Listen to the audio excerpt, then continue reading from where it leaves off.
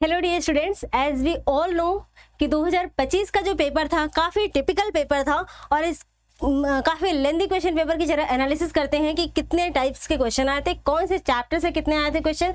क्योंकि जिस चैप्टर को हम लोग कहते हैं बहुत इंपॉर्टेंट उससे कभी कभी बहुत ज़्यादा क्वेश्चन नहीं आया हुआ था और किस छोटे से टॉपिक से भी बहुत ज़्यादा क्वेश्चन दे दिया था इन लोगों ने। तो जरा सा बहुत अटपटा सा पेपर इस बार का 2025 का बना हुआ था, इसको एनालिसिस करने की कोशिश करते हैं। तो अगर हम बात करें डिफिकल्टी लेवल, ठीक है, तो 2024 में 40 लेवल था, लेवल ऑफ डिफिकल्टी क्वेश्चन के 14% क्वेश्चन डिफिकल्ट थे। 2025 में ये परसेंटेज बढ़ गया, 21% बढ़ गया। दूसरी चीज मीडियम क्वेश्चन हमारे 61% 2024 में थे, यहाँ पे मीडियम कितने थे 38.9%। इजी क्वेश्चन यहाँ पे कितने हैं 2024 में 25% और 2025 में 40% इजी क्वेश्चन हमें मिले थे। सो डिफिकल्टी लेवल क्वेश्चन की बढ़ गई थी। Meanwhile level of questions class 11th के चैप्टर से और क्लास 12th के चैप्टर से कितने आए थे टोटल। पहले क्लास 11th के चैप्टर से जो क्वेश्चन आए थे वो आए थे आपके 40 क्वेश्चन यानी कि 44%, और क्लास 12th के जो आए थे वो 50 क्वेश्चन यानी कि 55 पॉइंट के लगभग का परसेंटेज आया था। ईजी क्लास 11 से 18 और क्लास 12 से 18 आया था क्वेश्चंस, ठीक है। मीडियम की बात करें तो 16 11 से आया था और 19 क्वेश्चन मीडियम में आए थे 12 से। डिफिकल्ट क्वेश्चन 11 से 6 आए थे, 2025 का डाटा की मैं बात कर रही हूँ, और आपके 12th क्लास से 13 क्वेश्चंस इजी आए थे। सो 12th क्लास की एनसीईआरटी इस बार ज्यादा आई थी as compare to 11th class. अब टाइप्स ऑफ क्वेश्चन देख लेते हैं, कौन कौन से टाइप्स के क्वेश्चन आए थे। So first of all single correct, ये काफी इजी होता है करने में। इस क्वेश्चन के नंबर जो थे 37 थे। करेक्ट इनकरेक्ट डिस्टिंक्शन करने वाला ये question number total rural question के थे 16 थे। असर्शन रीजन क्वेश्चन, जब इसके नंबर बहुत कम होने चाहिए क्योंकि इसमें ना हमेशा कंफ्यूजन होती है। अगर आपके दिमाग में वही चीज चल रही है रीजन, क्योंकि किसी एक स्टेटमेंट का मल्टीपल रीजन हो सकता है तभी वो करेक्ट होगा। अगर सेम चीज नहीं चल रही है आपके दिमाग में तो वो इनकरेक्ट भी हो सकता है। तो इस क्वेश्चंस में काफी ज्यादा लूप होल्स रहते हैं, ठीक है। और इसके क्वेश्चन के नंबर यहाँ पे 5 थे। स्टेटमेंट बेस्ड क्वेश्चंस, जो कि बहुत सारे स्टेटमेंट दिए गए थे और उस स्टेटमेंट में बहुत कंफ्यूजन होते हैं और इसको करने में ये काफी टाइम टेकिंग क्वेश्चन होता है। ये questions take too much time taking ये क्वेश्चन होते हैं। स्टेटमेंट क्वेश्चन हो गए, असर्शन रीजन हो गए, ठीक है। और इस क्वेश्चन के भी नंबर इस बार क्या हो गए थे, बढ़े हुए थे। मैच द कॉलम, ये ट्रिक टाइप का होता है, ये इजी ही रहता है। लगभग मैच कराने में 1 2 3 मैच हो जाते हैं तो ज्यादा कराने की जरूरत नहीं पड़ती, लेकिन इसके भी नंबर बढ़े हुए थे। इवेंट बेस्ड क्वेश्चंस, कौन सा इवेंट, ये यानी कि ये आपका मेमोरी बेस्ड क्वेश्चन हो गया। ये 3 क्वेश्चन थे। डायग्राम बेस्ड क्वेश्चन इस बार बढ़े थे, पिछली बार भी बढ़े थे। तो पिछली बार हमने बोला था कि पक्का डायग्राम बेस्ड क्वेश्चन 2025 में भी आएगा। अब डायग्राम बेस्ड क्वेश्चन इन्होंने डालना शुरू कर दिया है। तो ये 4 क्वेश्चन डायग्राम बेस्ड आए थे, न्यूमेरिकल बेस्ड 3 आए थे और मल्टीपल एग्जाम्पल बेस्ड क्वेश्चन 3 आए थे। और ये मल्टीपल एग्जाम्पल बेस्ड क्वेश्चंस भी काफी कंफ्यूजिंग होता है क्योंकि कई सारे एग्जाम्पल्स आपके दिमाग में ऑल द टाइम गुकी होना चाहिए, ठीक है। अगर यू आर नॉट मतलब अगर आप गुकी नहीं हो, इन सारी चीजों के याद नहीं है आपकी चीजें, तो यहाँ पे क्वेश्चंस रॉन्ग हो जाते हैं, ठीक है। बाकी टॉपिक वाइज जो नंबर ऑफ क्वेश्चंस है वो देख लेते हैं।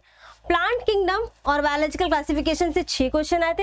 एनिमल किंगडम से 4 क्वेश्चन आए थे। और animal morphology in flowering plant से 3 question. Anatomy of flowering plant से 1 question. Cell the unit of life से 5 क्वेश्चन आए थे। सेल साइकिल से 1 क्वेश्चन आए थे, जबकि सेल साइकिल्स को काफी इंपॉर्टेंट माना जाता है और इससे बार बार क्वेश्चन आते हैं।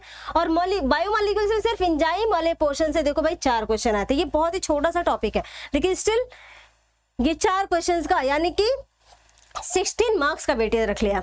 फोटोसिंथेसिस इन हायर प्लांट बहुत इंपॉर्टेंट है, 2 ही क्वेश्चन आए थे। रेस्पिरेशन 1 ही क्वेश्चन आया था इससे, जबकि 3 4 2 3 ऐसे क्वेश्चन प्लांट फिजियोलॉजी से आता है।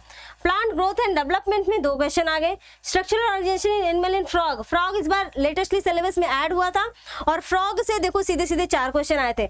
और सब लोगों ने, हमारे यहाँ भी रैंकर्स में भी फ्रॉग को बहुत अच्छी तरीके से पढ़ाया गया था और बच्चों ने ये सारे क्वेश्चन अटेम्प्ट करके आए हैं। इवन हर इंस्टीट्यूट में ये फ्रॉग के बारे में ये लोग डिस्कस करते हैं। सर्कुलेटरी सिस्टम से 1 क्वेश्चन आया था, जबकि एनिमल फिजियोलॉजी बहुत इंपॉर्टेंट होती है। इंडोक्राइन सिस्टम यानी हार्मोन से आपके 4 क्वेश्चंस। रेस्पिरेटरी सिस्टम से 1 क्वेश्चन और ये कुछ मिक्स क्वेश्चन आया हुआ था। एक ह्यूमन रिप्रोडक्शन से 5 क्वेश्चन, ये भी बहुत छोटा सा चैप्टर है, देखो 5 क्वेश्चन आ गए इससे। रिप्रोडक्टिव हेल्थ से 1 क्वेश्चन आ गया। ओरिजिन ऑफ इवोल्यूशन से भी 1 ही क्वेश्चन आया है। ह्यूमन हेल्थ एंड डिजीज से 5 क्वेश्चन आए हैं, काफी लंबा चैप्टर है। ठीक है। Sexual reproduction in flowering plant से 5 क्वेश्चन है, एज एक्सपेक्टेड होता है, ये काफी इंपॉर्टेंट चैप्टर्स में से एक माना जाता है। दूसरा principle of inheritance and variation, ये भी इंपॉर्टेंट है, इससे भी 3 से 4, 4 से 5 क्वेश्चन हर साल आते हैं, इस बार भी 3 क्वेश्चन आया था। MBI की बात करें, मॉलिक्यूलर बेसिस ऑफ इनहेरिटेंस, ये भी बहुत ही इंपॉर्टेंट चैप्टर होता है और इससे हर साल 5-6 क्वेश्चन आते हैं। देखो इस बार कितने आए हैं, 7 क्वेश्चन आए हैं, ठीक है। बायोटेक्नोलॉजी 1 जिसमें प्रिंसिपल एंड प्रोसेसर पढ़ते हैं 6 क्वेश्चन, और बायोटेक्नोलॉजी 2 जिसमें हम लोग एप्लीकेशन पढ़ते हैं, इसमें आया था क्वेश्चन 3 आया था। ये कंप्लीट एनालिसिस हम लोग यहाँ पे डिस्कस करेंगे। माइक्रोब्स ह्यूमन वेलफेयर, ये सिर्फ रट्टा मारू चैप्टर है, इसमें सारे के सारे एग्जांपल्स आपको लर्न होने चाहिए, गुक्की होना चाहिए। इससे कितने आए हैं, 4 क्वेश्चन आए हुए थे, ठीक है। ये सब मेमोरी बेस्ड है ये वाला।